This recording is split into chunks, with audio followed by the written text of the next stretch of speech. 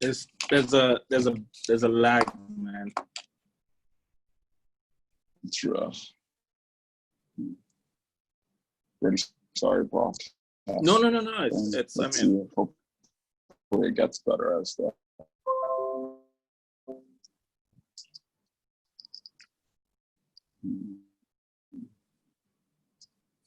Yeah, this isn't gonna work.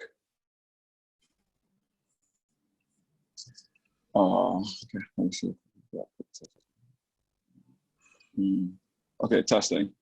Can you hear me clearly? Still 10. I can hear you clearly, but your image is frozen. Okay.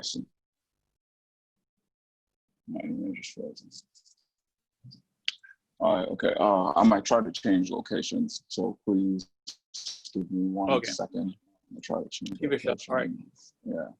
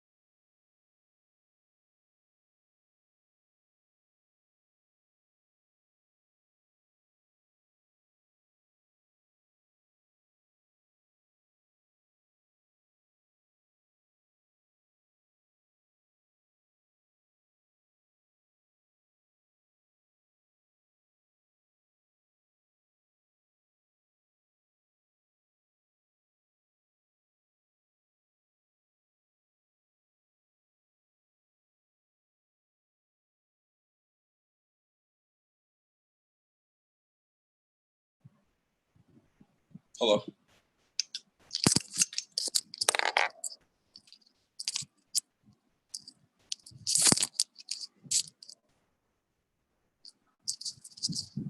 Yeah, hello. Arno?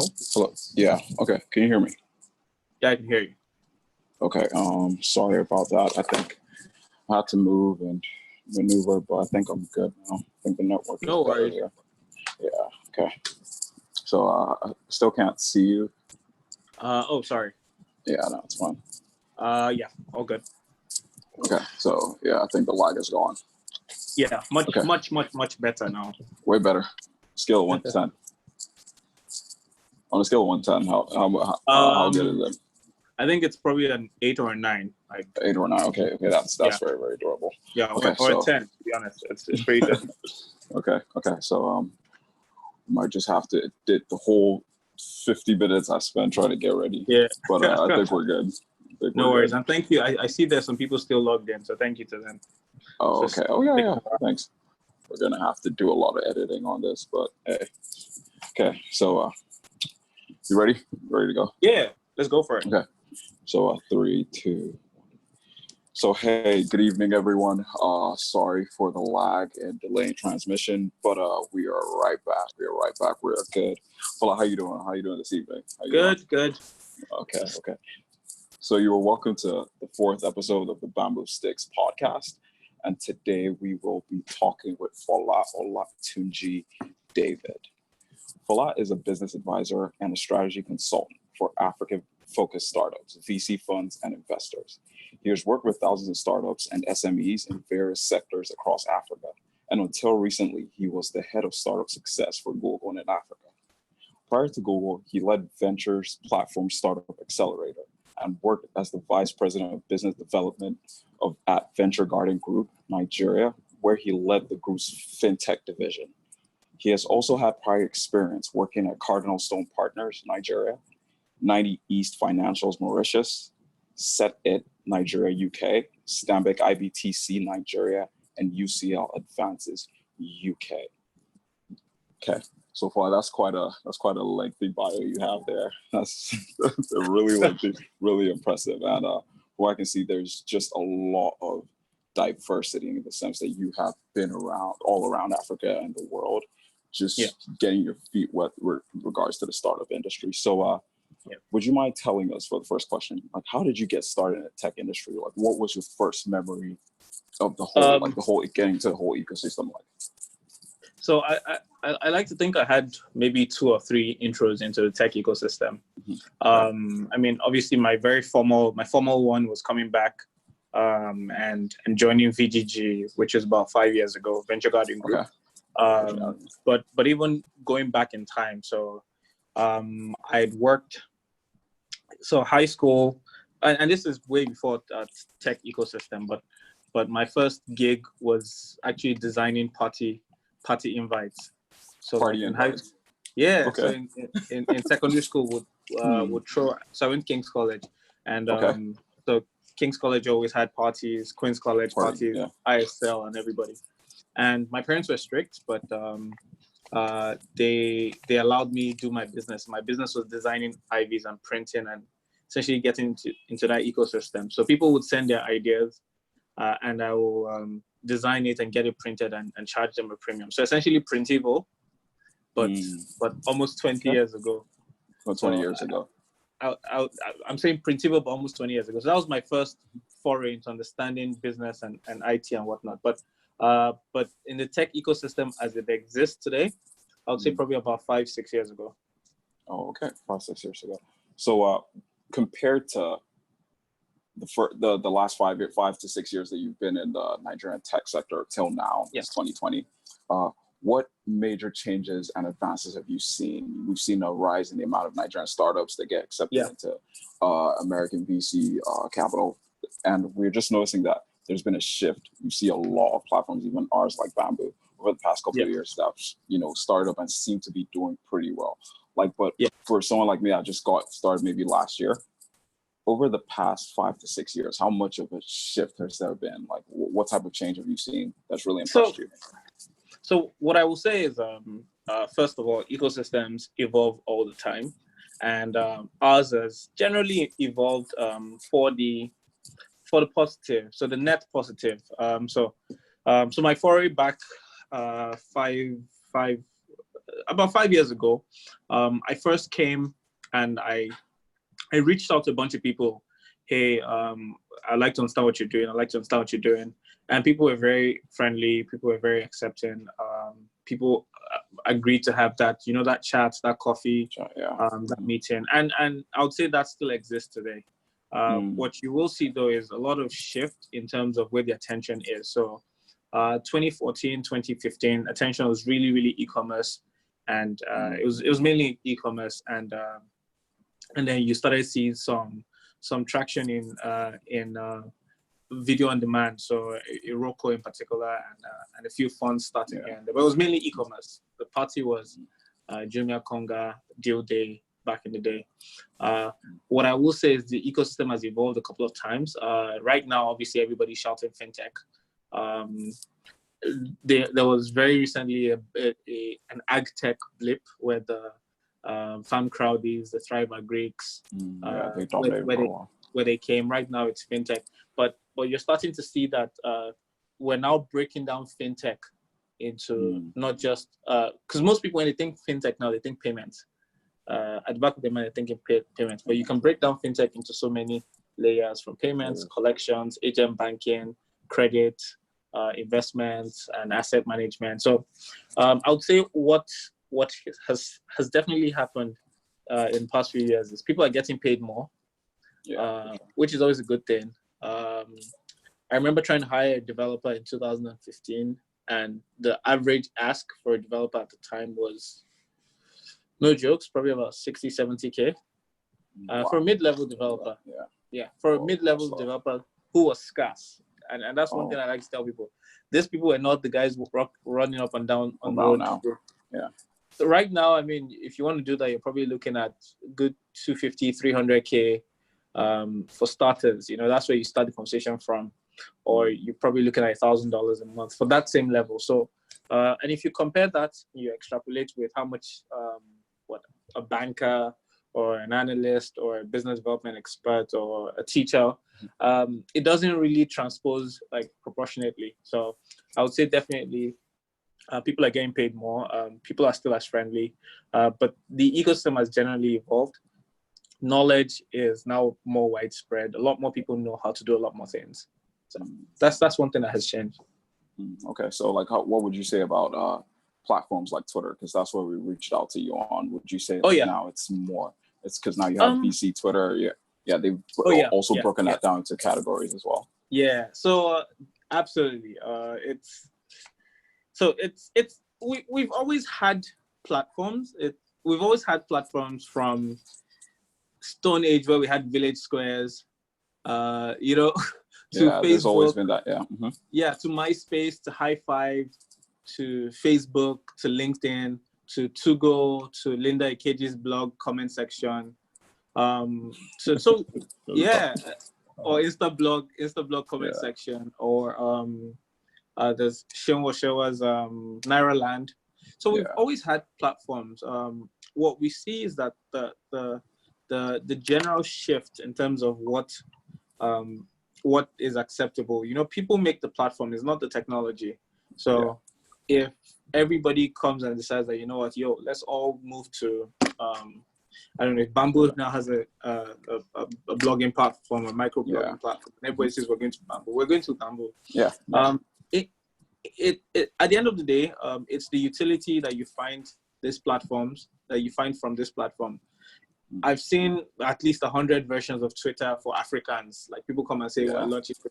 I'm like, fuck out of here, man. Nobody's trying to listen to you. I get that. What do you think? What do you think it? What do you think it is with Twitter? What do you think it is with Twitter that makes it such a hub for venture capital and tech? Is it just that how do I say, it's relatively easier compared to other platforms to let your ideas be known, just the format it's set up. Like, why aren't people on Facebook more? Instagram is a pretty, like, I've noticed that a lot of Twitter industry leaders in tech, especially in Nigeria, in tech and VC, a lot of them aren't too active on Instagram. I don't even know, do you have an Instagram account? you have, because I checked that I couldn't find it. Like, what is that?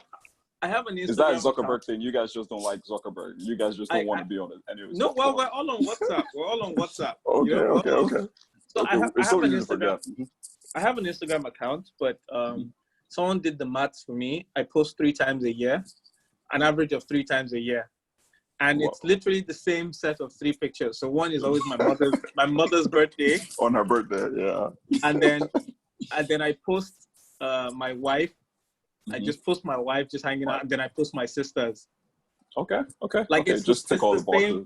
I think I've had Instagram for probably 4 or 5 years, and I have 20, 25 pictures, and it's the same set of pictures. But I mean, in just its use, Twitter has the sense of just dumping your thoughts. It's microblogging. It's dumping your thoughts. It's having it travel far and wide. I mean, sometimes I humor myself when I look at my impressions, and I'm seeing people engaging with it in Bolivia. I'm seeing people engaging with it. And the nature of the networks and how it travels far and wide is the same way. It goes both ways. So you see information from far and wide, and you also access. Now, there is that tendency for bubbles to exist where you all start speaking to yourself in your echo chamber. That's true. But so, and that's where you hear things like Black Twitter or Tech Twitter or Niger Twitter. Yes, that's true. And sometimes you see a stray South African stray into Tech Twitter, just straight to and they attack the person. Get out of here. What are you doing here? You know. So I guess it's both the blessing and the curse. The blessing because you can quickly create a tribe of people who you follow and listen to very quickly, without that finality or that totality of Instagram. Because Instagram is like, I have 30 pictures there. On Twitter, I post a picture every other day, and I don't have to pose. I don't have to do anything. It's like the way Snapchat became pervasive. It just comes. Yeah, Twitter is more for ideas than Instagram. Yeah, and you can quickly pull together different opinions on the spot. Yeah, it's easier to have conversations like Forley. So exactly. what do you do as someone that's in the tech space? You know, that's a pretty, like you said, niche environment. It's like got everyone there kind of, in their own thing. It's very easy to stay within your own world and get ideas that, further, what's the word I'm looking for? That further justify the way you're thinking. It's hard to get, like you said, people from outside, diverging opinions, let's say. Yeah. What do you do to make sure you don't just stay stuck in the bubble, that you try and do you try to follow other pages outside of your niche? Absolutely. Like, do you try to go? Is that something you actively do? I definitely do that. So I curate my experience on Twitter, and it's not just now. Like people ask me that. So I feel like I'm very noisy on Twitter. I feel like I talk a lot, but people are like, no, you talk once or twice a week. Or I mean, the lockdown has definitely given me more time. But but what I've always done is I've always kept a decent ratio of people who I follow, and I follow people who challenge, who have their own thoughts. So I don't follow people who are just, and by your own thoughts, it needs to be coherent. It needs to make sense. But it needs to challenge me. I follow people who I'm like, oh, I didn't know that, or I didn't see it from that perspective. So that's what I do. I also follow people from different sectors. So I don't just stick to tech Twitter. I look at people who are in arts. I look at people who are in comedy, the humanities, science. I just follow them to just learn a new word. It's a thing that I do. I just want to always learn a new word. Learn something new, concept. So, and again, it's all in that journey to be a more balanced individual. For sure. One of the things that Elon Musk, and I hate to be quoting him, or one of the things that you can learn from Elon Musk is his approach to first being a smart individual, because nobody can argue that he's a smart individual. For sure, You might not like him, but he's smart, Yeah, he's a smart individual, but he just takes knowledge from payments to cars to rockets. He's just taking that knowledge and being like, okay, how do we apply first principle? How do we apply and transfer that knowledge across board? So that's what I do, definitely, in that regard. For sure. And I think that's what we're trying to do with this podcast as well, creating a melting pot with people from different industries. A lot of these disciplines and principles that you say, they cut across industries. You know, you can take something from finance, apply it to law. You know, it's not just a one-size-fits-all thing. It's something definitely that we enjoy and we try to promote here. And to be honest, so there was one thing. So when you asked earlier about getting into the tech space, I remember specifically. So my experience wasn't like, oh, I just came, landed Nigeria, and they're like, yo, tech space, here's your invite. Because I get this question a lot, that where do you start from?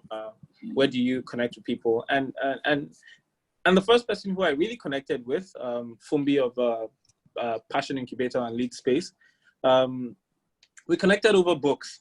We literally connected over books. So you know how you like cold email or whatnot? We're connected on LinkedIn weirdly. I don't know how, but then we connected, and the only reason why we stuck around was books.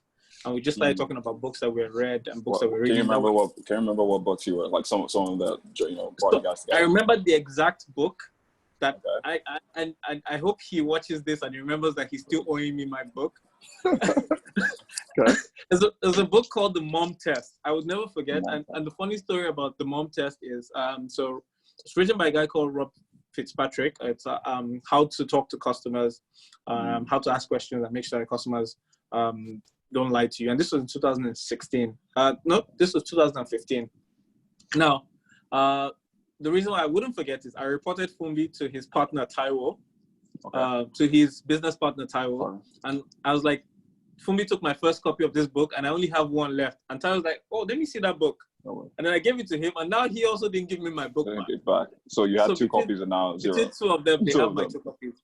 but it's one of the books that I read, and I still recommend up to this day. I'm a huge books person.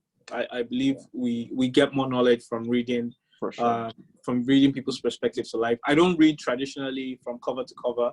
I treat it more like an encyclopedia, where so you just open up. I just glance through the glossary, glance through the table of content. I'm like, oh, this looks interesting, and I read that, and I drop it. And sometimes that's all I've read in that book. And there's some books that I've read 10 times, but I've never finished.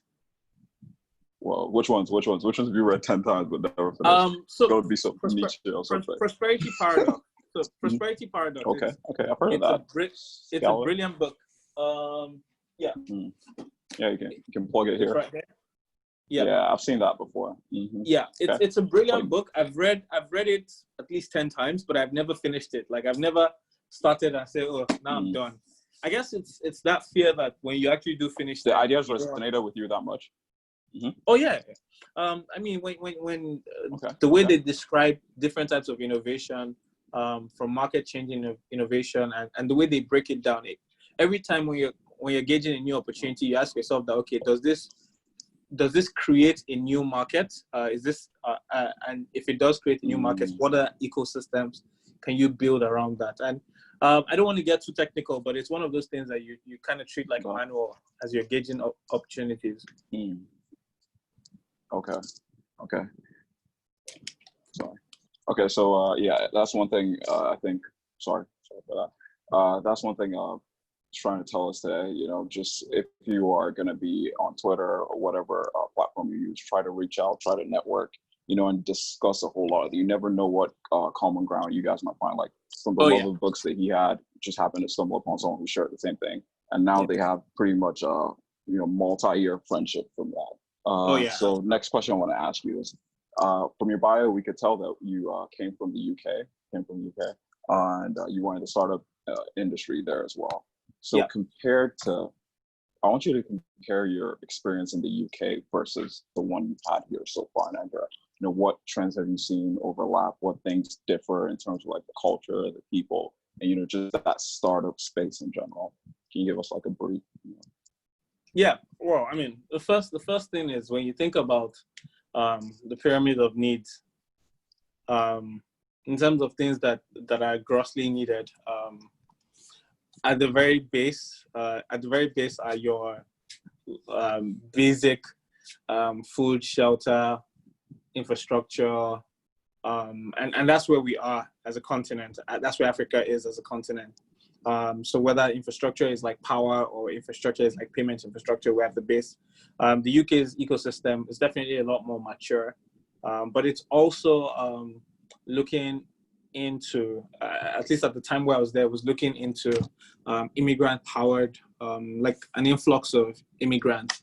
So how do we get more people to come work on our businesses? How do we get more talent inbound? While the African ecosystem has just been facing fundamentals, how do we get people to work quickly, ride hailing? How do we deliver foods quickly? How do we just order and make sure that what you ordered is what you get? So in terms of maturity, the UK ecosystem was a lot more mature, is a lot more mature. London in particular is considered the fintech capital of the world, or was considered. I think it still is. And so at the time, a lot of the businesses I was seeing were focused on financial services, and they were serving the financial district. I also did run a university accelerator, and it's just interesting when you see the difference between university type businesses here and university type businesses in London. So there they were looking at fashion type startups. They're looking at AI type startups. They're looking at learning for children, and those are what they're solving. In Nigeria, you find startups that are looking at creating power, alternative means of electricity. You find food delivery or sharing economy type. Okay, I give you my laptop today, you give me a mobile phone. Those type of things. So I will say that our pyramid of needs were at different phases, and so what the UK ecosystem was looking out for were totally different from what we've been looking out for. The other thing is, as welcoming as it was, the UK wasn't home, and it's just the truth. It's what it is. Ultimately, sometimes you just want to build for home. You just want to build for a problem that you truly understand, and so building in Nigeria, building across Africa, it's a problem that resonates with you. It's a problem that you know somebody that personally has that problem. I consulted for TaskRabbit at some point while I was in the UK, and I was going to people's houses. I mean, just doing research, user research, and trying to understand. And for some of the things that I was seeing, I was like, this is a problem. This is what you're paying £20 an hour for. This, okay. But in Nigeria, I can almost relate to even things that are considered bottom of the pyramid, like agent banking. I can almost relate to the market woman relate to that on a personal level. who can go to the bank. So it makes it very personal. So your conviction is sometimes stronger. Sorry. So your first foray into startups was in the UK, right? Was that the first time in the fintech startup industry? So technically, no. So okay. When I left my very first job, my first banking formal job, post internships, in 2009, I set up a tech consulting shop. So in 2009 in Nigeria, I set up a tech consulting shop where we were basically replicating SAP. So I don't know if you're familiar with SAP. The whole ERP solution. You can explain that. So SAP is the most popular ERP solution. ERP is so SAP is the name of the company and the product, but they build ERPs, enterprise resource planning software. So think of softwares that have an intranet that big companies can use. So on one platform, the finance guys can post their receivables, their billables, everything. On the same platform, the CEO can see a dashboard. On the same platform, the sales guys can mark their customers. On the same platform, HR can manage employees and whatnot. So it's one big bundle. And at the time, SAP essentially was charging people a premium. We're talking millions of naira per year to use it. But small businesses needed this, but they couldn't access it. So what I was doing, but they didn't need everything. What you find is a small business with 3 people doesn't need the HR model. They don't need the supply chain model because they're doing their delivery themselves. So what I decided was I would look for the 3 most important models, and I will build a version, and then I'll start selling it. So I did that for a bit. So that was my proper real foray in 2009. So that's actually set IT on my profile. So I've always had that as a running company since 2009. Hello. Have I lost you? No, I'm still here. All right. Network is just on spot. Okay, here we're back. Okay. So yeah, you were talking about, so what I wanted to ask is, when, as opposed to when you were in the UK and when you came back, those are pretty, like you said, they're pretty, like those are countries at different stages of their cycle. Nigeria is kind of dealing with more infrastructural problems, and UK, they're further along. Were there things you had to unlearn? Were there, were there, when you came back, were there changes that, okay, you kind of thought bringing back some things you learned from the UK coming back to Nigeria? Because I know that's a thing, a lot of tech startups and individuals, entrepreneurs face. It's, trying to bring some principles and some things you do in the UK, bringing them back to Nigeria.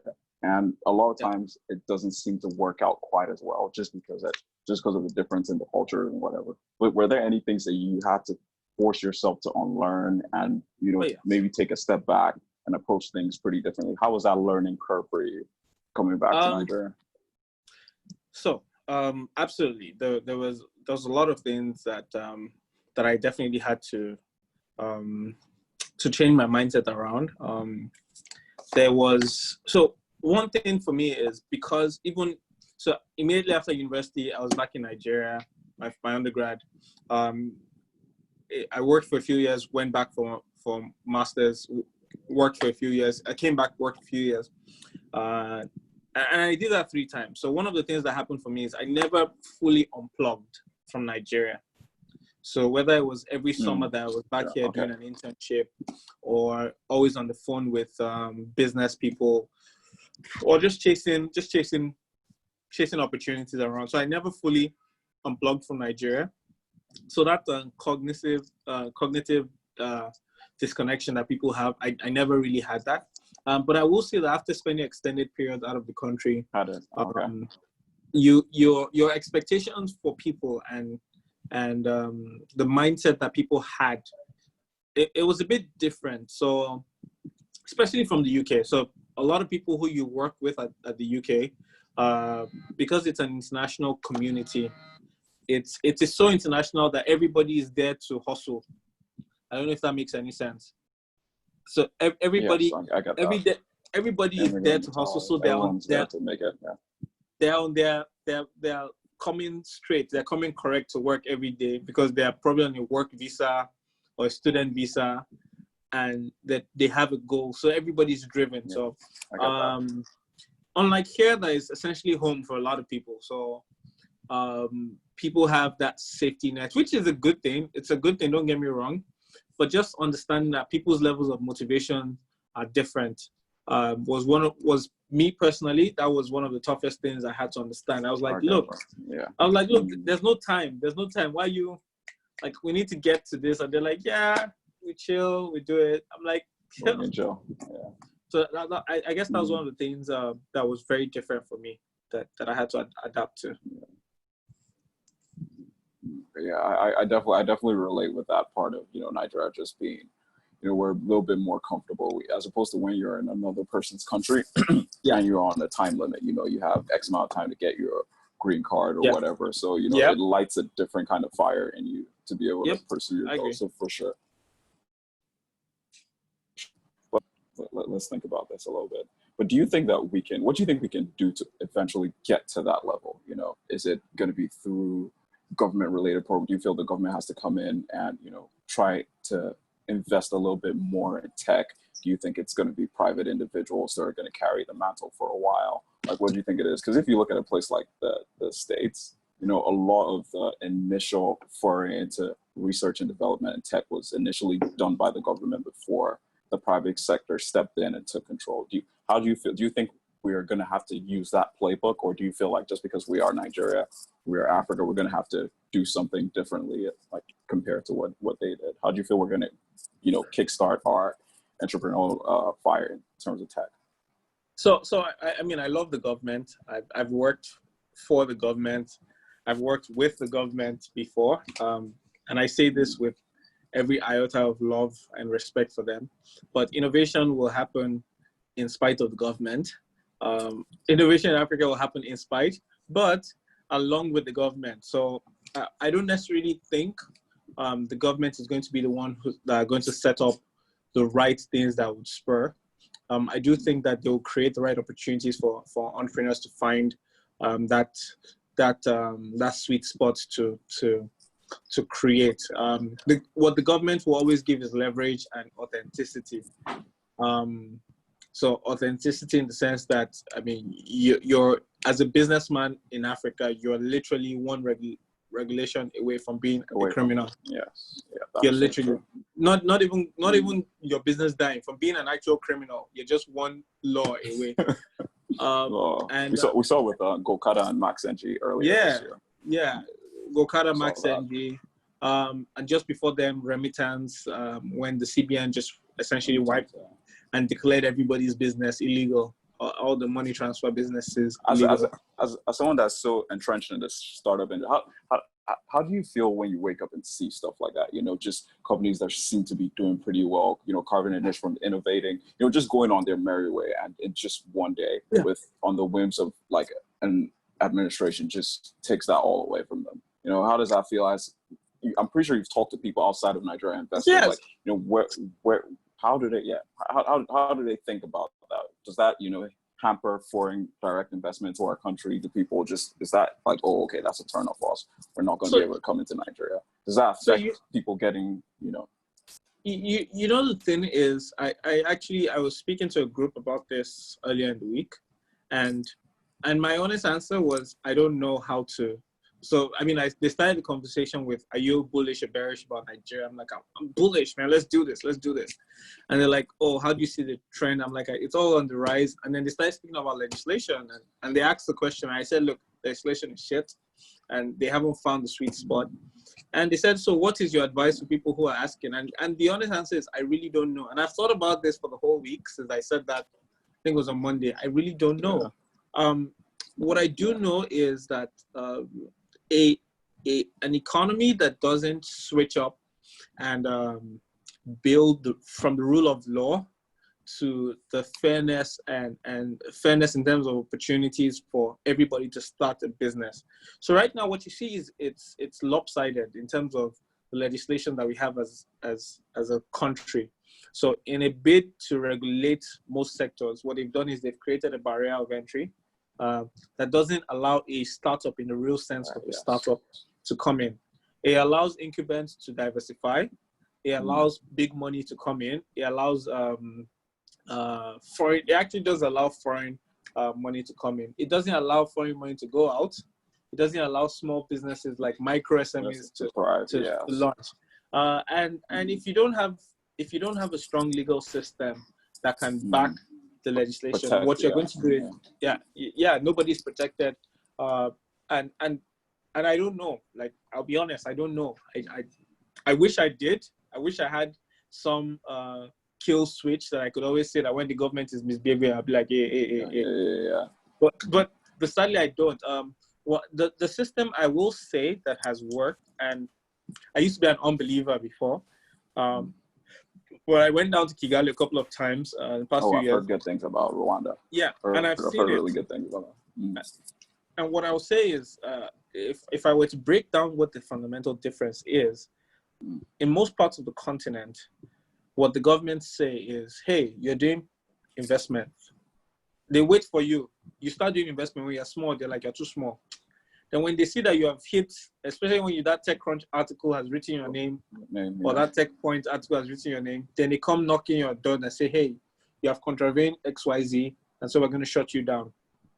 And that stifles innovation. But it happens in every low trust environment. So Nigeria is doing business here is low trust. So the lines between a legitimate business and MMM are very blurred. So the government has to have those legislations in place. Otherwise, people keep getting scammed and nothing to protect them. But what I've seen happen in Rwanda is the government says, okay, while that idea is still forming in your head, while you still have soap on your head from being in the shower, come to us. Hmm. Let's look at this, our laws together. Let's see if this thing makes sense, if you are creative. Because it saves you the time, it saves you the energy, it saves you the money. It puts you in bed with the government early, but it also creates an opportunity for you to create a new market. Because ultimately, innovation will always outpace regulation. People will always be thinking far ahead. Far And ahead of regulation. Yes, for sure. It's always catching up. Yeah, for sure. So regulation is always catching up. So what you want to do, or what the government is saying in Rwanda is, come to us. Let's see if our regulation can catch up with you quicker, so that we don't have to throw you in jail or something. So I feel like tech is one of those very, very few, because there's something we say in fitness. It's you can never out-train a bad diet. And, I feel tech is one of those outliers when you try to use that principle. I feel you can always, like you said, exactly the way, but the government is always catching up in terms of regulation. There's so many little pockets here and there that people are just innovating day in, day out. It's hard for the government to keep track. If we just keep going down that, my issue with Nigeria is, or where the sticky point for me is, where are a lot of people going to get funding? Even going to the States to get VC backed by some Y Combinator, all that, it's pretty tough. It's not the easiest thing. It's not the most accessible. So what do you feel needs to be done? Do you feel like we need to have more, what's the word I'm looking for, just more VC firms coming up in Niger, maybe people from diaspora coming back in to invest, really taking on that mantle of, okay, if the government isn't going to be doing that much, because you really can't blame them. If you look at the average age of politicians, it's, they're not really in that tech space. So, you really can't blame them. Do you feel we're going to need to have more of an, influence? So, I mean, when I hear the question around funding and access to finance, I always throw it back and ask, okay, do you invest? But I can't ask you if you invest, because I mean, you're bamboo. For sure. But I throw it back, and when people typically say yes, I'm like, okay, so what do you like to look at when you want to invest? And the common answer I hear is, something I save, something that I can get my money back, something that I can make some money, and something I can get my money back. Actually, most times I don't hear something I can get my money back. All I hear is something I save and something I can make money on. And then I then ask, do you think about getting your money back? And then they're like, of course. Oh yeah, I can make my money back, the capital and some interest. And then like, good. Therein lies the problem. Just before this call, I was listening to a pitch from Rise Vest, and they're talking about how, AK was talking about how $100,000, 100,000 naira has gone from $180,000 40 years ago to a little over $200 today. And therein lies the problem. If you get an investment in dollars, those three conditions that we just listed, that is safe, that you can make some interest or profit on top, but that you can even get your goddamn capital. Let's even forget profit, that you can get your capital back.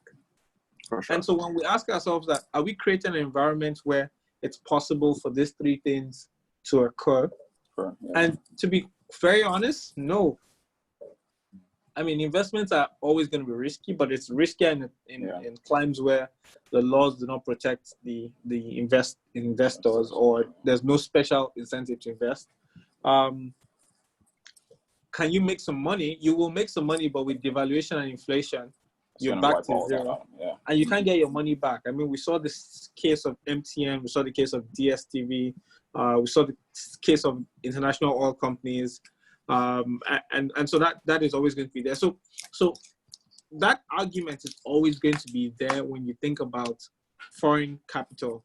And so I am one of those people that strongly believe, like, look, the reason why the diaspora type remittance will always be the best is because the guys who are sending in money, they have direct beneficiaries on the continent who are going to, well, at least the money is coming into Nigeria, at least the money is coming to Ghana, so you can you can see your money, and you don't have to think about getting it out until much later when Senna climbs set in. But it's also like reverse brain drain, in the sense that it's bringing back some of what you took before. know, like even talking about the brain drain thing, we see it we see it all the time with Canada, the States at some point. It's like we're always fighting some Western country from poaching our very best. I'm the biggest advocate of brain drain. Like go, like everybody go. Really? Why? Why'd you say that? If I could have my way, you would drain everybody. If I'm like the chief of immigration, I'll be stamping people's passport like Monday to Sunday. I'll be at the airport. Really? Why? Like, just go. So I think of it in. Of course, when we say brain drain, we're talking legal. We're talking legal brain drain. I'm not talking stowaways and whatnot. I'm actually talking legal. Yeah. So now, if you're going away, it means that you're going to a place where your talent can be appreciated. You can develop better.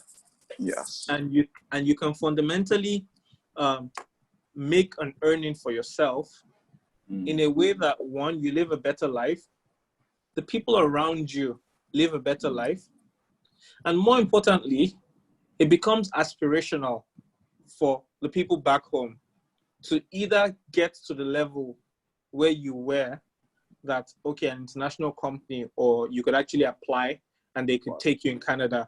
So it becomes aspirational that, okay, you know what, I just finished my university degree, but they said that for this Canada permanent residency, I need to have this, I need to have that, I need to have that. Okay, let me get all of that to be better.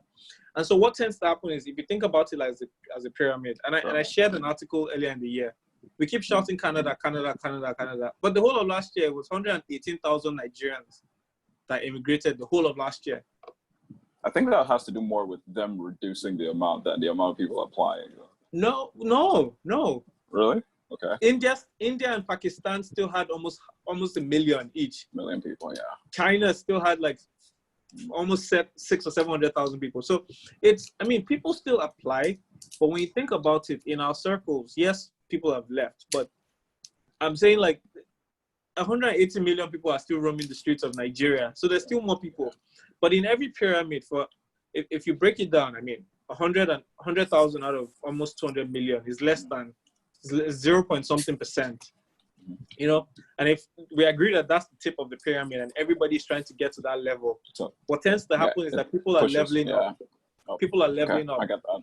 And then some of us that have gotten to that tip before and have actually left, 10 years down the line, we realize that, this is not my country, man. I'm out. Peace, I'm going back home. And then we bring that world-class expertise, we bring that world-class knowledge. And sometimes, if you're lucky, some money, and you come back to Nigeria and you try to influence your small circle. So that's my theory. That's why I'm all for brain drain. Like, go, take it. Go get your money, man. And everybody deserves to get their coins. Yeah, coins. Yeah, for sure. So I get what you mean, like brain drain, go. And I know some Asian countries did something similar, where the government did a thing where they sent them abroad, then they had to come back within a specific time frame and develop the country. But my fear is that you do see a lot of people return to Nigeria, but I don't think it's that many. I don't think there are that many people that actually come back later on. Like maybe 1 in 10 or 2 at the most that return back. A lot of them would rather still stay. Well, I get what you mean, though, for sure. Yeah. So a lot of people don't come back. Yes. Well, I like to see the data. What I know is that for people who emigrate as teenagers, like people who go for uni, typically what you see, for most of them, they come back. They go for uni, maybe work in the UK. In the UK, they come back. Yeah, in the UK they come back. And even in the US, a lot of people in my circle, they come back at some point. At some point later on, yeah, in the future, yes, for sure. And it might just be come back for a year, come back for 2 years. But that 1 year of knowledge, that 1 year of a better fire up your ass, like just knowing, okay, you know what, I need to do better. There's opportunities. Or, look, my guys are really suffering in Nigeria, so I need to do a lot in the US to make sure I'm not going back to Nigeria. Either way, I just look at it as a net positive. Okay, that's good. So, next question. I wanted to ask, with all your experience with regards to startups, you've probably seen a lot of good pitches, $1 million ideas, $1 million ideas. You've seen some bad ones. What are some key elements you seen and like highlighted from winning startups? You know, whether it's, you know, the culture that they exhibit, you know, the sector that they operate in. It could be anything. What are some key things that you look out for or that you've seen in the last couple of years with relation to successful startups in Nigeria? I would say the best startups, and this sounds like common sense, but the best startups are the ones that don't die. Okay. Low hanging fruit, seemingly low hanging fruit. You're like, what? Don't die? I'm like, yeah. But ultimately, like Shola from Paystack will tell you that when he did his YC interview, he literally the day before he had walked like almost 4 or 5 miles because he didn't have transport money. You didn't know that? I've never heard that story. Oh no, he was that level of broke. It was that level of broke before his YC interview. Basically, his ticket to go to YC was essentially some of the money he was raising. Like, look, I'm going to YC. Do you want to invest? Yeah. And that's what they used as living costs to go to YC. Wow. And today we're all celebrating Paystack. And a lot of other startups are.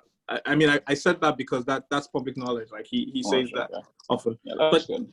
But if you want to leave this climb, think of startups like Airbnb, Francesca and the guys. They literally had to pivot from selling hotel rooms to selling cereals. So Airbnb guys, literally. So that's one of the things. And we call it grit. We call it tenacity. But what really keeps startups alive is not dying, because it's not really competition that kills a business. It's cash flow. Okay. So if it's just purely competition, people have brilliant strategies. Right. So what you want to do is ask yourself that what is that metric that we're tracking to make sure that we don't die, and how do we stay alive and build our core value proposition, because ultimately the biggest businesses or the best businesses are the ones that people have use for. So now the bit about culture. Now, culture is one of those things that would differentiate in the long run the type of company you build. People say culture eats strategy for breakfast, lunch, and dinner, and I agree with them. But whether or not we admit it, I am very pragmatic, and part of being pragmatic is realizing that there are some companies that we know are toxic, but are still alive. It's like a villain. It's like a villain in the movie. There are companies that have toxic cultures, but they're still alive. But they find a way to make it work. They find a way to make it work. And what you want to do is just not die. Now, when you then stay alive, you now ask yourself, what kind of company am I building? What kind of company culture? I've seen part of the privilege I've had is the privilege of being able to see startups and founders at their very early stages. So like the example I gave with Shola, with Andela, I saw them at the very early stages. With Piggy Vest, saw them at the very early stages. And you know what? Just don't die.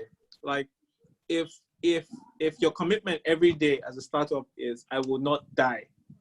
I will find a way. I will not just have sticky notes all over your wall. Yeah, I mean, it can just be one sticky note on one wall. Like, don't I will not die.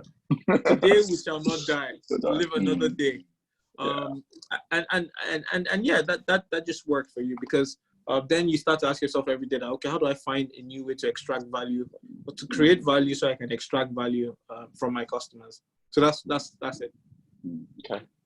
So if I want to piggyback off of that, it seems like, find a way not to die, don't die. So a lot of startups, do you see a lot of startups, trying to do whatever it takes maybe to get some form of revenue wherever they can, seek some new funding? That's the problem. Okay. I don't. So Mark Essien says, and he says this very popularly, like, don't be stubborn until it's working. But I see the exact opposite. People misinterpret grit as just sticking to this, like just stick it and say, hey, I'm going to narrow, just straight line focus. But insanity is doing the same thing and expecting a different result. That's pure insanity. So what I see is I see people who are doing the exact same thing, but when the startup says, you know what, I know the what, I know the why, the how can change. The how can change. So if you look at you guys want to empower people, you want to allow people to invest. If CBN comes tomorrow and says, you know what, you're not allowed to have some form of regulation. Yeah, exactly. Yeah, you guys can decide, you know what, we're going to change our business model and whatnot. So, and that's what I would rather see. Like, I'd rather see people who are set in their way in terms of the mission, but the approach can change every time. But I see that, I see that differently. People just change the skin. They just change the language. But I'm like, you're doing the exact same Still doing thing. the same process. Okay. Yeah.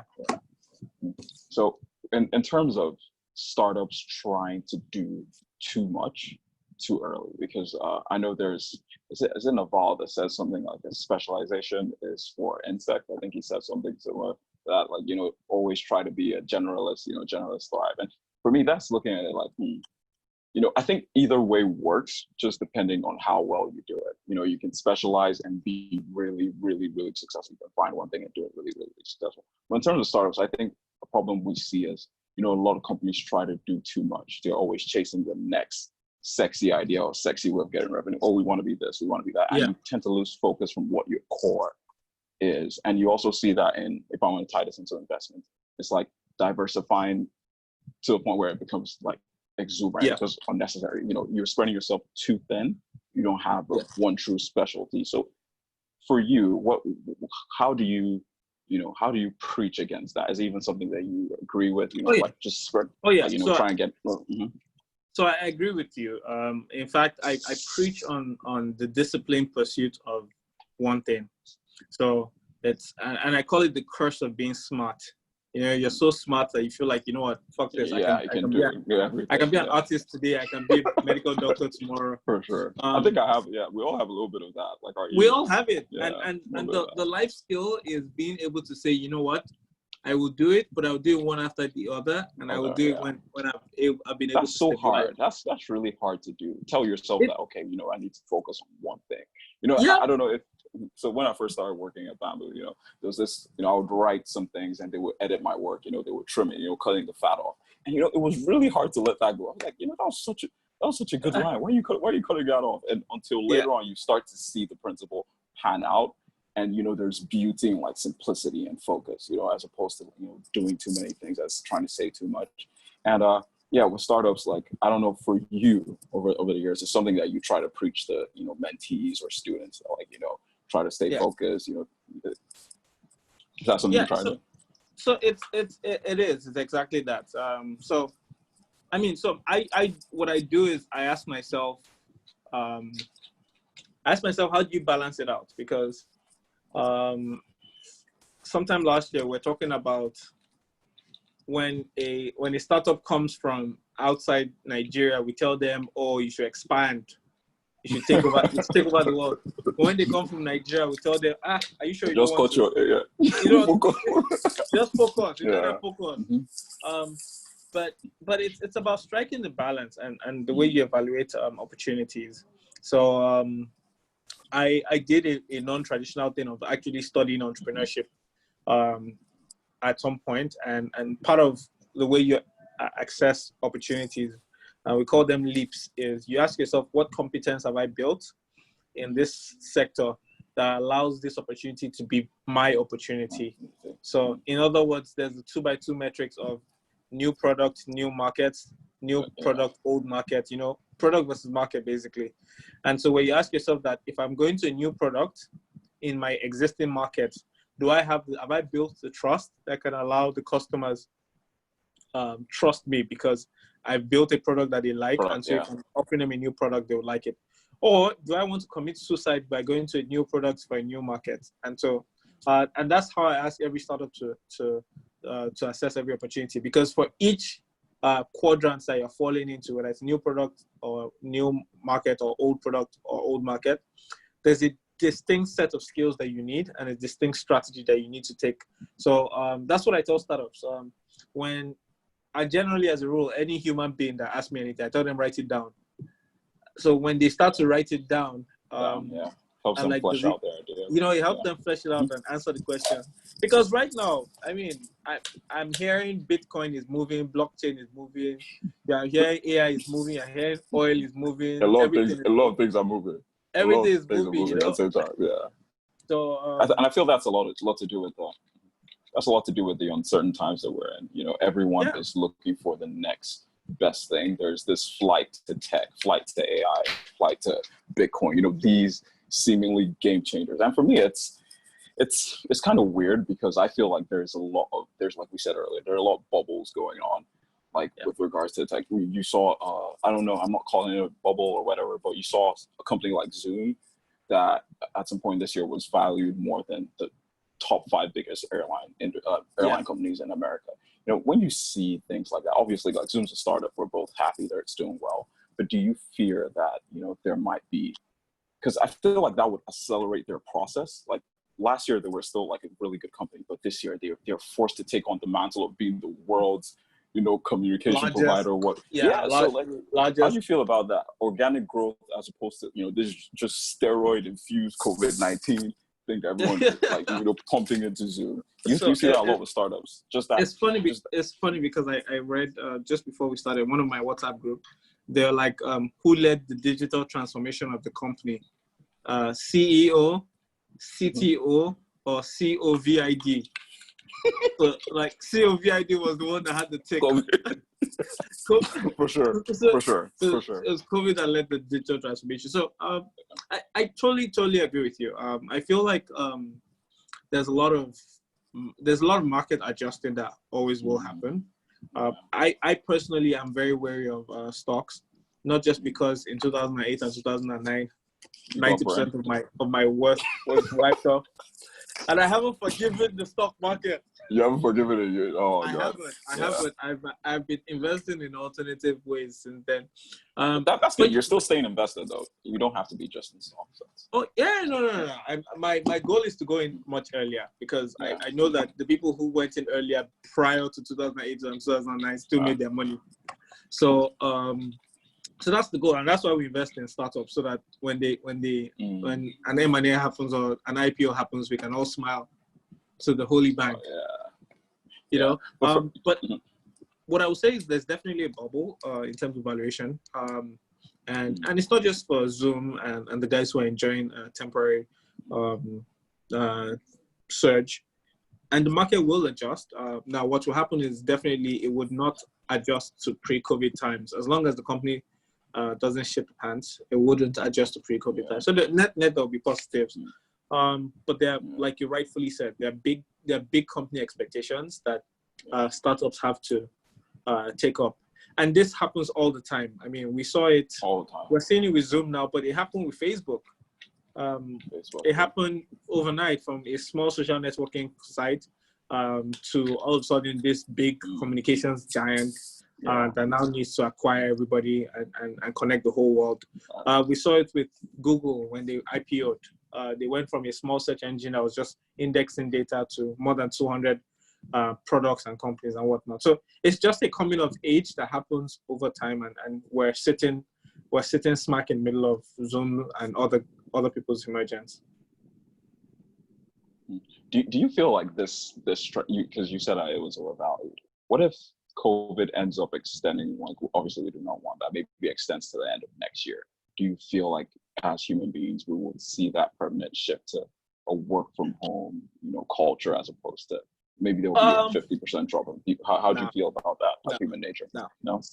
If they try, I have my poster here. I have my placard. I'm going to picket this country that we're not working from home. We're tired. Really? Why? You don't work from home advocate. You're not. So you rather I see people interact. Yeah. So I think humans are designed to interact at some point. But also, if you look at historical data, so I had to study pandemics recently, and I was looking at. Yes. Yeah, I'm saying I had to study. I spoke about pandemic very recently. So if you look at the closest one, there's been a few that we don't even talk about. Yep. 1957, in 1967, the pandemics, but the most popular one is the Spanish flu. 1918, 1919. And life was affected for about a year and a half. But after a year and a half, essentially people went back to business. And that's what's going to happen here too. People are going to be like, you know what? Yeah, I'd rather die of pandemic than die of hunger, or rather die of pandemic than die of isolation and whatnot. And we're starting to see it. People are starting to draw up infographics and showing that malaria kills more people, or hunger, or war, or whatever. Herd immunity is a thing, and it's starting to grow. But also, it's a race against time to find suppressants. So even if they don't find the cure or the vaccine, there are suppressants that people are finding that minimize the impact. So I do think there'll be a bigger option. So you know how before COVID you could either have a meeting or have a phone call.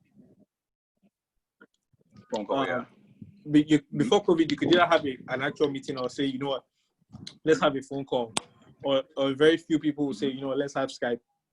What I do think is that in-person meetings will reduce market share. Yes. So maybe there'll be more options, but schooling, education, there are things that that would still have that extra layer of virtual calls will be applied on it, but things will pretty much go back to normal. So, but even more, let me see it this way. I see it as the size of the pie will be larger. So there'll be an increase. Right now, it's probably 10% in-person meetings. Right now, during COVID, probably 10% in person and 90% virtual. Maybe before COVID, it was the other way around, 90% and 10% virtual. What will happen is it will shrink to probably 15% virtual and 85% in person in about a year or two. But the number of meetings will increase. So, for example, I do some business with China right now. I import stuff from China. Okay. Before now, it was only emails. But I've had a video call with my Chinese guys. Video call with guys. Okay. Yeah, I've had a video call. But before now, it wasn't even an option. We didn't even consider doing a video call. But right now, because I'm doing Zoom calls all day, I might as well just take another call with my Chinese guys. So that's what I'm saying. So like, now my family had our first virtual meeting on Sunday, on Father's Day. In my 32 years of living, I've never had a virtual meeting where all my siblings and my dad were on the call. Do you get? So cool. So those are some of the things that that would happen. I don't think life will change. I do think that there'll be more opportunities and that pie will increase. Yeah, for sure. Okay, so let's still staying on the COVID topic. You know, like we just talked about Zoom and like virtual meetings in person. Are there some other industries that you feel as a result of the pandemic they are going to change? Maybe not necessarily forever, but we're going to see a very, very big shift in the way business is conducted. Talk about e-commerce and the like. You know, sports betting. Absolutely. I definitely do think that I do think that the pandemic is a net positive for Africa. And when I say that, I sound like a psychopath when I say it that way. I'm just I get what you mean, but I'm gonna let you explain it. Yeah, you're in this ship on your own. I get what you mean. I for sure. I get what you mean. I mean, I don't know how we're going to edit this to not make me sound like a psychopath, but maybe you take one word. I'll speak slowly so you can take one word and cut it out. I mean, you look at the average age of the continent. If you look at our death toll, I was looking at numbers yesterday. We've tested, we have 220 something thousand, 23,000 cases and 500 deaths. That's less than it's about 2.5% death toll. It's doing madness outside Africa. It's doing the number. Why do you think that is? Why do you think that is? Why do you think it seems like? So you feel it's lack of testing, or like what is it? You feel we just have stronger immune systems? There's the lack of testing, definitely, but if people are dying, people are dying. So like, you know, when there was a surge in Kano, so people were shouting that people are dying in Kano. Like they're like, yo, you're saying there's no COVID, but people are dying. Yeah, but people are dying in Kano. Yeah. So when they came back and they say, oh yeah, that thing in Kano was corona, like everyone was like, duh, we all saw it. if it was Lagos, if people started dropping dead in Lagos, then we know that people are dying in Lagos, and then we're adding it. So I might fault the test numbers, but the dying numbers, the death numbers is what I pay attention to, the mortality rate. And it's just because you can't, so death is binary. You're either dead or not. Testing, you can be arguing, did you have malaria, did you have COVID? But, and so on one hand, I think it has to do with the average age of the population. So when you look at the countries that were hit the most, and even in the US, the parts of the US that hit the most, they are predominantly older people. Spain, and Italy, it's very, Europe is a very old continent, and then Spain, Italy are places where people go to retire and die. So it's hard. It's harder there.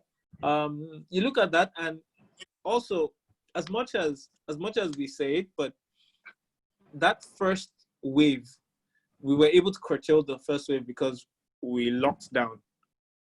Now this second wave, we're all on our own, but all on our, because people have been partying and jollification. And if you look at the Spanish flu, it was the second wave that hit Africa. It was actually the second wave. In the first wave, nowhere, nothing. And I mean, I don't mean to be an angel of doom, but South Africa was really hit in the first one. But the original question you asked was sectors that will change. Sectors that will change the most, yes. So yeah, I do think that a lot of e-commerce operations will be revived. For most people, they have bought a new item online. For most people, they have bought food online. They have done something, even if it's delivery of fruits, even if it's they've done something that they wouldn't have done before now. And so I think that would give a new lease of life to those sectors.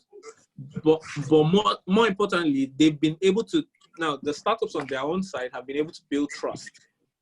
So part of the reason why e-commerce died or was on life support for the longest time is because people will rather order on Amazon than order on Jumia.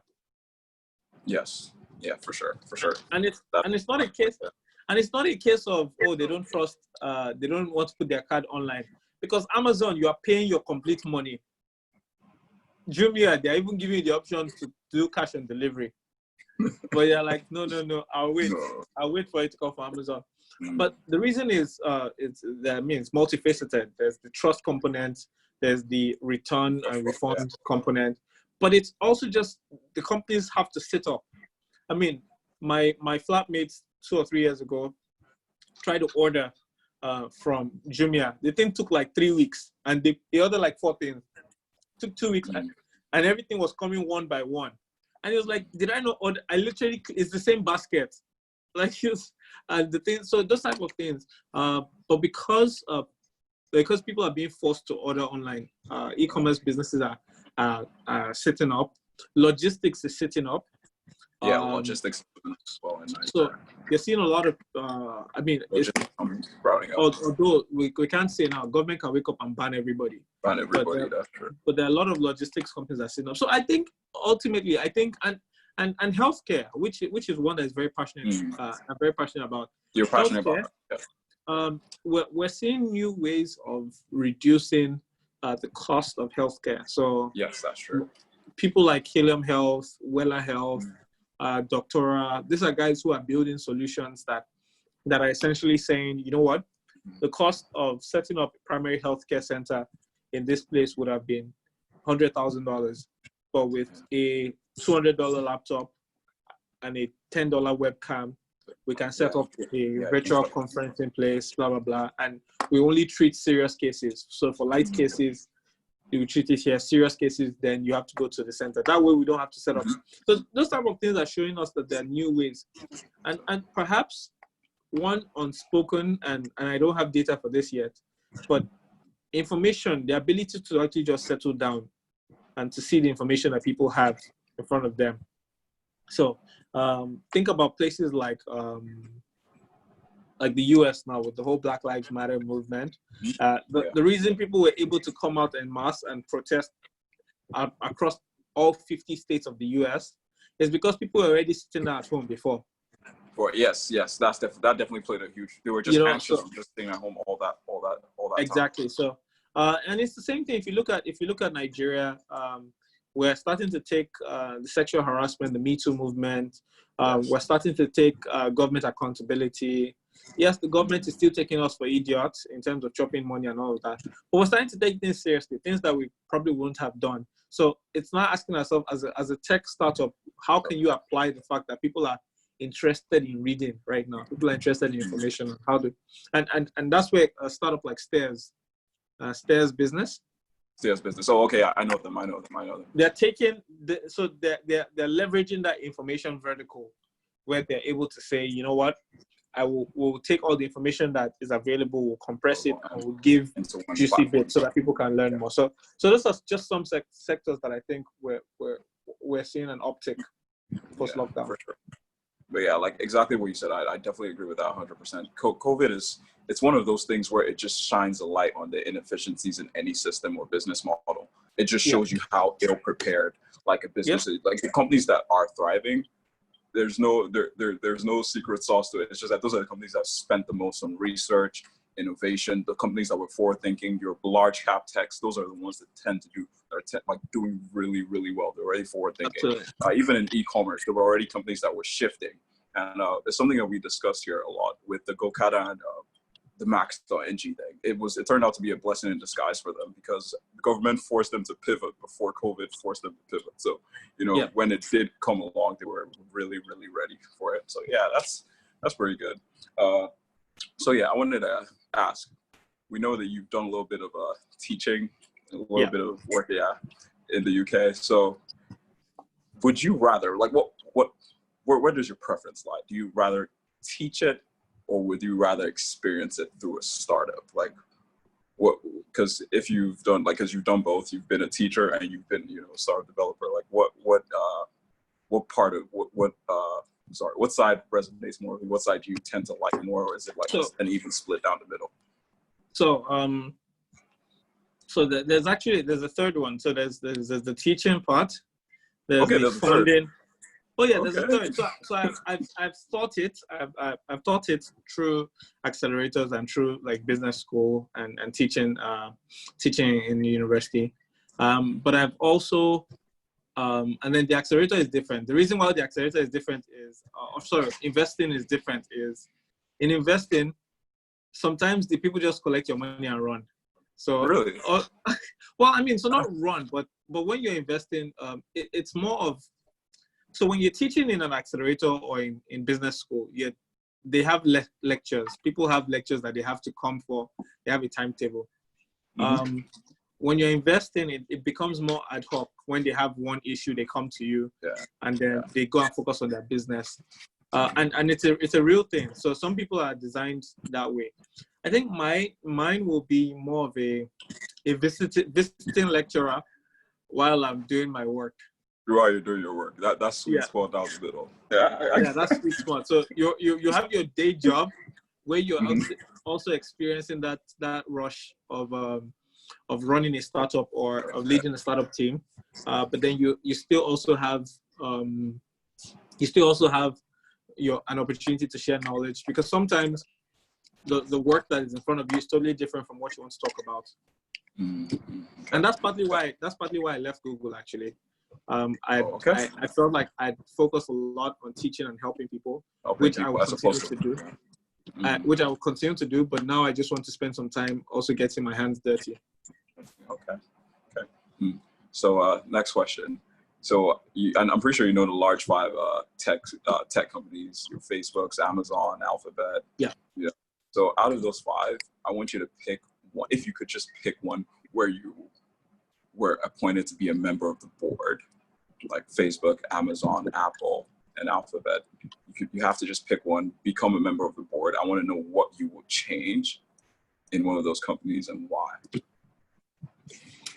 So, well, I mean, I'm ex-Google, so typically I'm supposed to just say Google. Just go back. I'm supposed to say Alphabet. But as me, as a, I'll pick Facebook. I'll pick Facebook. I'll pick Facebook because they've managed to be the homepage of the internet for more for more people than others. So for millennials, Instagram; for older people, well, for a certain demographic, Facebook, and WhatsApp has become a tool of communication. So I'll pick them, and I would focus on monetization. I'll focus on building one ecosystem that you can complete cycles within. So you see what they were doing with payments in what they tried to implement with payments in Brazil. Did you hear about that? I heard about something about WhatsApp, but I haven't done too much reading on that. So yeah, WhatsApp, they implemented payments in Brazil 2 weeks ago. Okay. And 2 days ago, the Central Bank of Brazil shut them down. Whoa. Yes. Just like that. Just like that. So I mean, it's back to our conversation about regulation.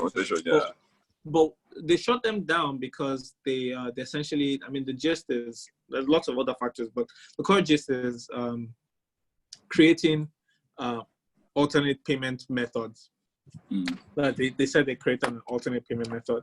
But what they want to do, what I would do if I were invested in one of their boards and had the ability to, is to focus on creating somewhat super apps, kind of like what OPA was trying to do, what the Gojeks of this world have done, what the Grabs have done, where you have a Facebook ecosystem where you can watch a movie, you can buy a ticket, you can pay your bills, you can order just food. vertically, very clear integrations across many verticals. That's what I would do. And I'll focus on emerging markets. That's what I would do if I would get, I mean, anybody's board I'm getting onto right now is emerging markets that I'm focusing on. Not just for the stereotypical Africa is rising narrative, but because there's so much untapped potential. That's what I would do. So Facebook it is. Okay. So with the whole COVID thing going on right now, with the uncertainty, a lot of startups are trying to navigate with you. You mentioned Airbnb, you know, them having like just their entire business model. They were the worst hit out of everyone. Maybe them and the airline companies, just the worst hit because it's beyond their control. Like, I don't know, you said something about trying to sell cereal now, or like. Oh yeah, well, so they did that in 2006. Okay. Yeah, they did that in. So it was already there was something they had done before. Oh yeah, they did that in 2008. It was how they stayed alive. I'll send you the link. It was a very popular growth hack survival thing that they did. It was like basically scrambling and not dying. So they sold cereals during the Democratic nomination. So when they had the final Democratic convention in one city, they sold cereals that had Obama's face and McCain. Okay. Oh, Obama O's. I think I've seen that. Obama O's and Captain McCain's. Yeah. Okay. So it was 2008. So they did that just to make enough money to stay alive. Money, yeah. I get. So yeah, because I'm pretty sure you talk to a lot of like startup founders in Nigeria. You probably have a lot of connections. You know, what have you heard that they are doing? What have you seen? How are they trying to navigate? Because Nigeria is a totally different spaces. I've seen a rise in like a lot of logistic companies. Do you feel like that market is too saturated right now? Do you feel they need? No, it's not. No, it's really? Not. No, it's not. Really? It's not. So if you think of the number of delivery people per we've got 20 million human beings in Lagos. Probably more. Probably more. If you segment that into classes, so say 10% of the people have access to a smartphone and are interested in using it. That's 2 million people. If there are 200 logistics companies with an average fleet of 10, that's 2,000 bikes serving, or 2,000 delivery options serving 2 million people. That is one person serving 1,000 people. That's not possible. Yeah, that's true. So when you break it down to unit economics that way, you realize that they still need to 10x. And also a lot of the logistics companies, where do you live and where's your office? My office is in Lekki, Admiralty. We offer Admiralty, but I currently stay in Ikeja. Okay, so Ikeja and Lekki are two hot spots, but there's nobody delivering to Akomojo. Try it.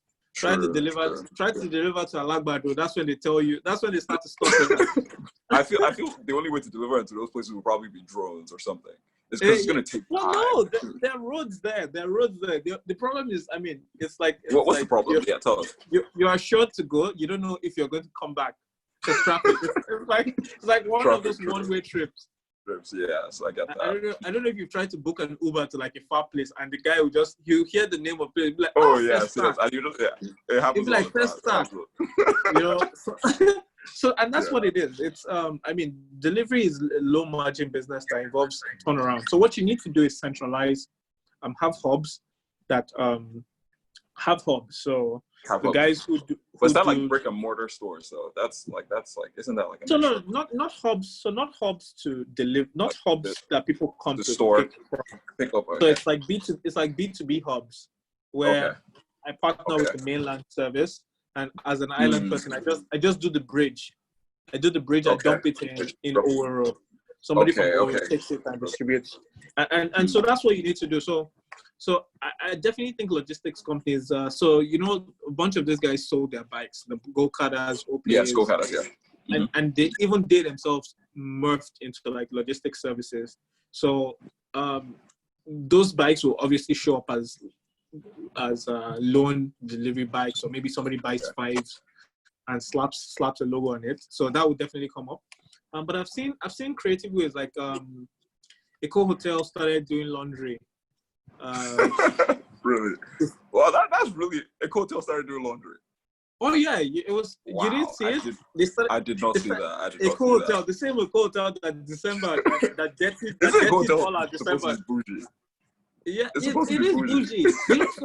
And it's what. Oh, actually, the laundry was the second thing they did. The first thing they did was they started takeout. They started an online menu where you could deliver, and they started takeout. And I use that as a great example because for them to start laundry, it cost them $0. Yes, because they already have the infrastructure they're doing. They have the exactly. They have the people. They have the skills. And so that's what I tell startups now is that, look, right now, there are certain parts of your business that are rendered dormant because of the pandemic, obviously. But you already have those skills in-house. Those skills in-house, yes. Yeah. You already have cost on your head, just to pivot. So, yeah. And the thing about the hotel guys who started selling food is if you used to think a hotel was very bougie before, and then you take a look at the menu and you're like, this thing is not too bad now. I pay more than this for XYZ. When the pandemic is over, you will go there to eat. When the pandemic is over, you would have formed that habit. And so essentially it's a new customer segment that you capture. So initially when I started seeing webinars, so I first of all, for the first 1 month of COVID, I was sulking.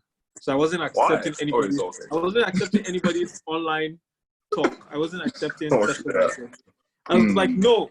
Corona has ruined my plans. I'm sleeping at home. But then I realized that, look, people are building competence. People are essentially stocking up. And people are creating new opportunities to reach their customers and to build relationships. And so that's when I tell founders that, look, find new avenues where you build off of what you currently have. Like, I presume this conversation will segue into investments. And that creates extra value. It will create extra value for your customers. So that's what everyone needs to do.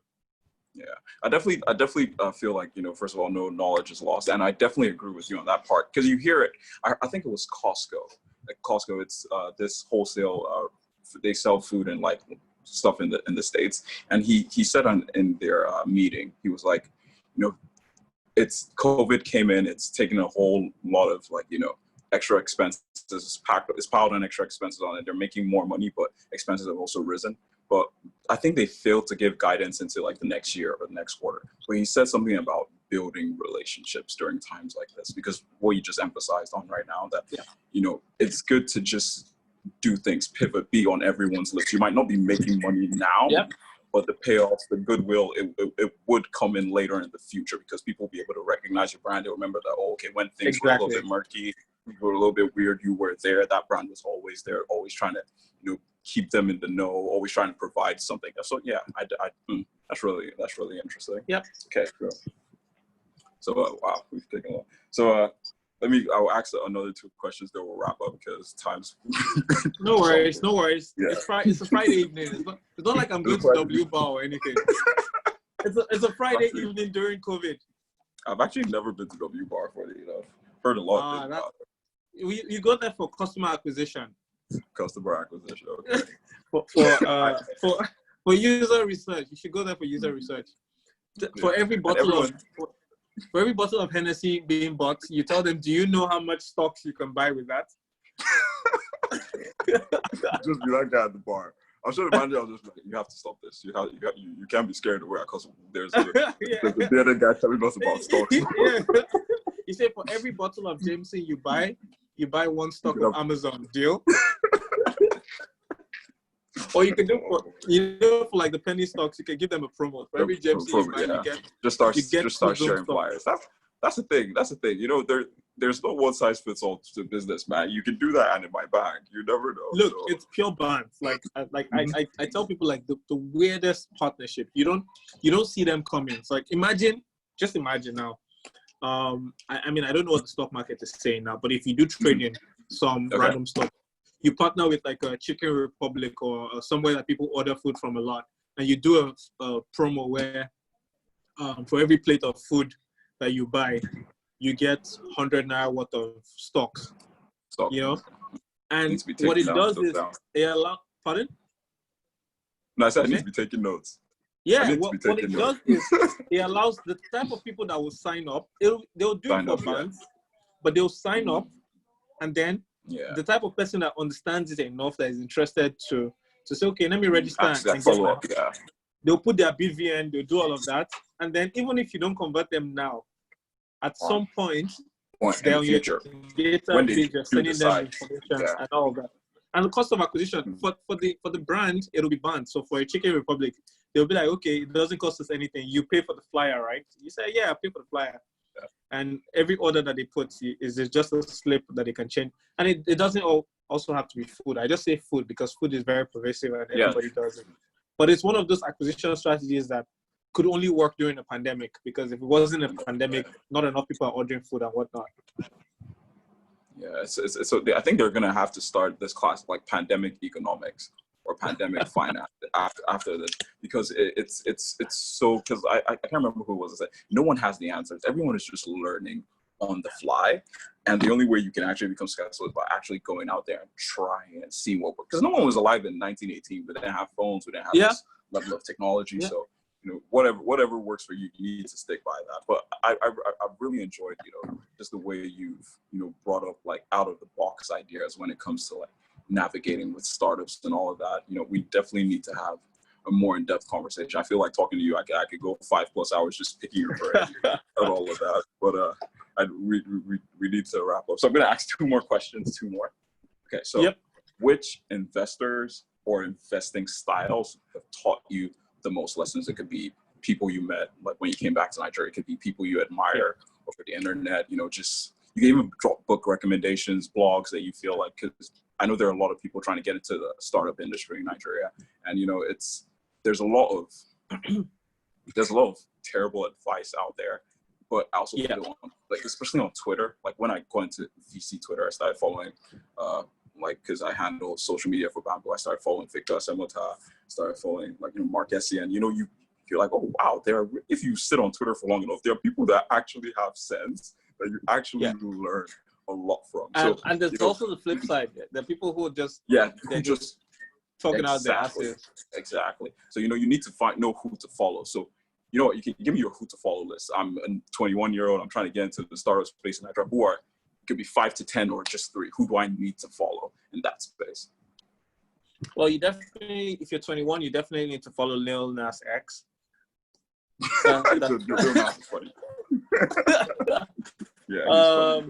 So let me see, if you want to break into tech Twitter in Nigeria, definitely Victor Semota is on everybody's list. I'll say Mark Essien is on everyone's list also. Jason Njoku is on everyone's list. Kola I know is on everyone's list. Odun Eweni, Piggy Vest co-founder. Okay. Eloho. She's the MD of Endeavor. No. She's also great. Thinking of accounts that I follow. Fola Olantunji-David is also another name I'll throw out there. Just well, I know you're not going to mention yourself. I've heard. It's just right now there's Premier League football going on, so there's Premier League. Yeah. So my account, I'm a Chelsea fan. Chelsea fan. Okay, congratulations. My account has taken over. Yeah, thank you. Yeah, so I think those are some of the accounts.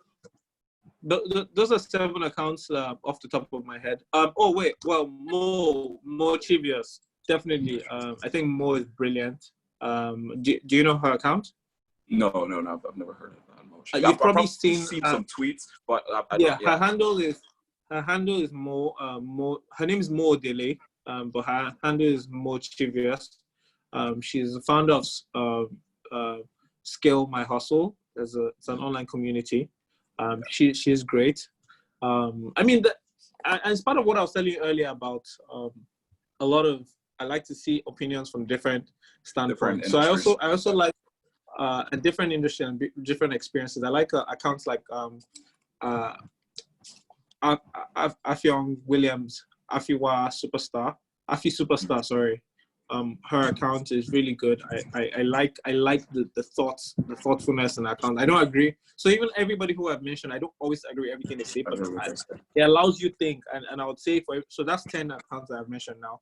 But it always allows you to think like, okay, you know what is this guy saying? So like sometimes Mark Essen just drops something and you're like, what did this guy smoke this morning? But after like 3 days of thinking about it, you'd be like, okay, I can see how that makes sense. Yeah. Essentially, that's what you want to do. You want to follow accounts that challenge your thought process. Challenge you. I'll DM you all this account. So for sure. I was even going to reach out because one thing I actually always say about Nigerian tech Twitter, it's one of the most civil ecosystems on Twitter that you would see. It's like there are not that many. Even if a lot of people are supportive, like people that you would think should otherwise be rivals, they interact, they're all pretty friendly. It's like a very healthy place to develop ideas. Even when they disagree, they were just like, there's never that much dragging. Like people from the industry don't really drag each other as opposed to like other industries in Nigeria. So it's definitely one I've been like really enjoying over the past couple of months. Like really, really enjoying like a lot of the insights. And they also bring, they would retweet a lot of things because they don't really just focus on Nigeria. So that's where I got introduced to, is it Paul Graham, like the CEO of YC or whatever? Yeah. So, they bring a lot of their ideas. Nassim, you see a lot of that. And it's always good to just diversify in that because it can also help you with your thinking and your thought. So I also wanted to ask, I read an article, I think it was yesterday or 2 days ago, where they talked about, just a lot of focus seems to be on software and tech. And that's where a lot of venture capital investments are flowing into, the healthcare system, transport, like infrastructure, sanitation. They aren't really receiving as much funding. And that's why we're seeing like a lot of countries struggling to deal with COVID. Because, with the amount of technology we have, we have like self-driving cars. You would think that we should be able to produce, ventilators. We should be better equipped to tackle these issues, and I can't remember who the name of this investor is. I know they deal with a lot of, social justice startups. They go outside the tech mold. Do you feel like that's something we need to emphasize more? Do you look, like when you're looking at startups, do you try to look for companies outside of tech that you're like, okay, you know what, I'm not necessarily I'm tired, but let me try and like get my feet wet and help like other, because Nigeria, a lot of our problems can be solved with tech, but there's also a lot more work to be done in other most of our problems are not tech problems. Most of our problems are common sense and integrity problems. Like people don't have enough common sense, and people don't. That's the truth. So I totally agree with you in that regard. One thing for certain is when you look at funds, and it's part of what I was giving, the example I was giving earlier about when you're trying to invest, what are the things you look out for? The last thing that people look out for is I'd like to invest in something I understand. And so what you hear is and it's the truth. People are scared of what they don't understand. So it's like blockchain today and Bitcoin. There might be one or two people who are adventurous, but for people who are risk averse, who have never heard of it, who don't understand it, they just say, you know what, it's out of my domain. And it's the same thing for multiple sectors. So if you look at most of the VCs that invest today, proper VCs are former operators who operated in either finance or pure tech, and today are now taking some of that proceeds to start a new business. So they invest in what they know. That's the first step. But also the source of funds. So if somebody is doing if somebody has a VC fund, which is a venture capital fund that is time bound, that has a specific amount of interest the fund is supposed to yield, then they ask themselves, where is the most likely place that I can make that exponential money back? And the sad truth is, right now, the answer still remains tech. It still remains tech in terms of the ability to scale. It still remains tech because of the internet. So until we start having funds that are mission driven, that are social impact driven, and we're starting to see funds like that. A lot of DFIs are focusing their funds on social impact. A lot of tech companies, Google, while I was still there, were starting, and now they've launched their social impact accelerator. Facebook also just announced that they're launching theirs. Microsoft, I know, has been doing their Microsoft grants for years. So until you start to see where people are funding, where people's money is coming from, it's like, I don't know, it's like if I gave you money with the intention of giving me returns in 5 years, and then instead of spending my money on things that will give me returns, you're going to say, yeah, you want to find the cure of something, the money can go down the drain. But if the money was like a philanthropic fund, or if it was a fund for social good, or if it was CSR, and so that's what we need to say. We need to get to the point where our economy matures to the point that there are specific funds that are focused on other sectors, or there are funds that are longer term. So again, because most VC funds are 5-year or 7-year or at the most 10-year funds, what it means is that after 5 years, they expect you to have turned around money. If you're doing an infrastructural project, if you're doing healthcare, in 5 years is no longer enough to turn around. So those are just some challenges that you see. I was speaking about blockchain earlier. That's one sector that I don't know enough about. That it pains me. Do you even care? Do you even try to? Oh, I do. So let me put it this way. I take pride. It's one of my proudest moments in my career. A year ago, a little over a year ago. Actually, wow, it's almost 2 years ago. In 2018, late 2018, I put out a series of tweets that, look, I want to understand blockchain, and I know there are people who want to understand it with me. So I'd like to have a sit down. So I did one in Abuja and one in Lagos. And each event had about 20 people. Well, the Abuja had about 15 people.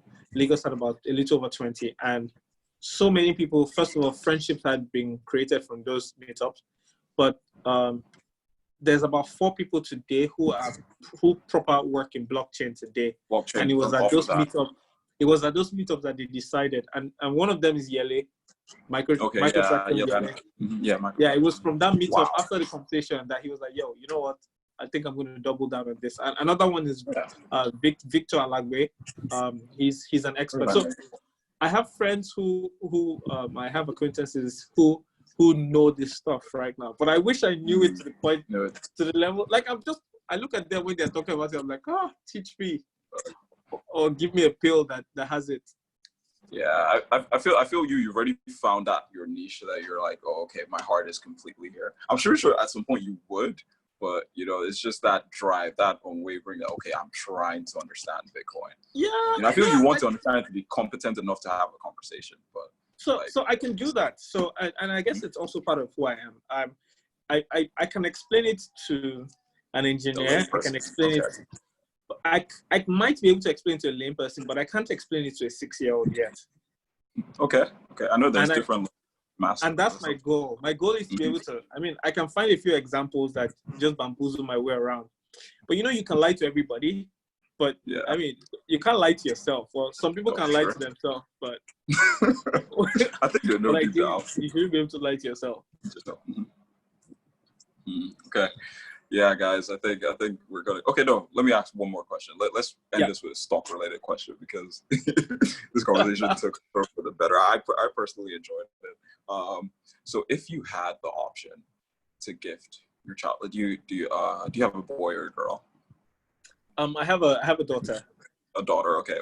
If you have 25 years from now, okay, let's go into the future. 25 years from now, you had a chance to give your daughter a stock that you would buy today, that you feel 25 years from now will be the best legacy, like financial legacy you could leave her. Like, what stock would that be? Like, well, it could be Nigeria, it could be America, anywhere around the world. What company would you bet on that 25 years from now they would be stronger than where they are now? Probably Amazon. Okay, I think that's definitely the safest bet for everyone, because the way Amazon is going, I feel the only way they can actually, I think they're gonna have to end up being their own. They might have to buy Australia or something, just have their own country at some point. Their own country and their own economy, or set up their own stock exchange. Yeah, it'll probably Amazon. And I was actually sad because I wanted it to be a Nigerian company, or at least an African company. But yeah, I think about the stocks that, like I said, I was hit badly in 2008, 2009. But if you go back in time, I think about the stocks that my grandmother used to buy and used to hoard, the Nestle type stocks, some banks, the UBA, the Union Bank, the UBA is the first bank, and those things they've gone to absolute shite right now. And it saddens me because the other safer bet right now is banks, but I don't know where it will be. I don't know where it will be in a few years. You know? Sure, that's true. So my answer is Amazon. I feel like we need a tech president in Nigeria. I feel like that's what we need. Someone that's just really deep in the tech game to just come in, because I feel like that's where a lot of the change will happen. Like, because it always has to be a top to bottom thing. Like, if we have like a tech president, like, it might, because you not even that they will have all the answers, but I feel like just from that, running a tech company, you would know or be better at surrounding yourself with the right people. You know, that can also help you. Like, so you know how as tech people we think well, some people are lucky to be highly skilled in the business of tech. That's how government people are skilled in the business of government. So there's a certain level of bureaucracy that that you need to meet. If you're expecting any change, you need to meet it in the middle. And so definitely having somebody who's tech focused will definitely shift the focus. But it needs to be at all levels. It needs to be from local government to the government, to the governors, to the ministers, to the president. But I agree with you. I agree with you on that line of thinking. Yeah. Well, guys, we've come to the end of this conversation. Thanks for everyone who's sticking by us. I think we've had over an hour. Over an hour. Yeah, we've almost had 2 hours. I know. It's almost 2 hours. It's almost 2 hours. Wow. It's almost... Yeah, but thanks everyone for sticking with us. You know, this was very exciting. I hope you learned just as much as I did. And we'll like to thank you so much. Thank you for sticking by. You were really a good sport. Like 2 hours. Wow. Like, thanks. But My pleasure. Thanks for having me on. Yeah, for sure. Hopefully we get to do this some other time, because there's so many other topics we didn't really get to talk on with the network and everything. But yeah, hopefully, like, thankfully it kind of like played out and, you know, got better as time wore on. But thanks a lot, man. Thanks for coming on the Bamboo. And everyone, if you're trying to get into investments, we now have a Telegram group, so you guys can go on there if you're still new trying to learn. We have really over 1,000 members in 3 days, which is really insane to think about. But yeah, there's definitely a huge market. There are a lot of people trying to get into stocks, you know, with the amount of risk in terms of just inflation going on in Nigeria, the valuation of the currency. You know, you definitely do need to, you know, hedge against that. So please check out Bamboo Community, check out the Bamboo app, get into investments, you know, and just cut your cloth, cut your clothes according to your cloth, or how they put it. But yeah. Okay, everyone. Thanks for coming on our live, and we'll see you guys next week. Okay. All right. Take it. Cheers. Thanks a lot, Paul. Yeah.